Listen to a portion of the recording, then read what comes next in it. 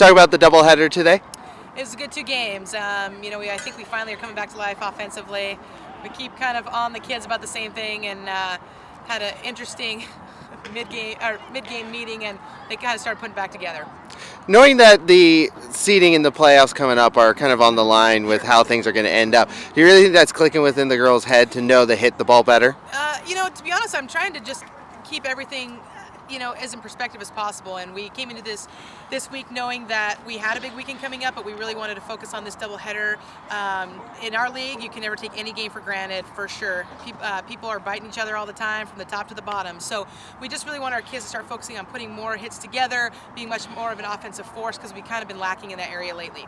It seems they're also talking a little more on the field to one another to make things work better.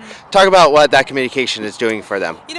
Last weekend we had a little bit of a rough game defensively with Corbin and committed more errors than we should have been committing. And so they know usually when we start struggling, it's lack of communication, it's lack of energy. And so that's one of the quick fixes for them to get back to. And they played so much better defensively against Northwest Christian and really well today, especially with the hard field and the tough bounces. Kofor made some excellent plays with the diving stop as well. So I think them just being connected to each other just makes them better on offense and on defense. You head out for your last road trip of the regular season coming up. Hopefully this is our last one, yeah. What is this momentum that the team has heading into the final weekend going to bring? I think it's really good momentum for us. Everybody knows it's no surprise how big the next 2 weekends are going to be, especially with us being on the road. But we also know Southern and OIT are going to have to look at us the exact same way.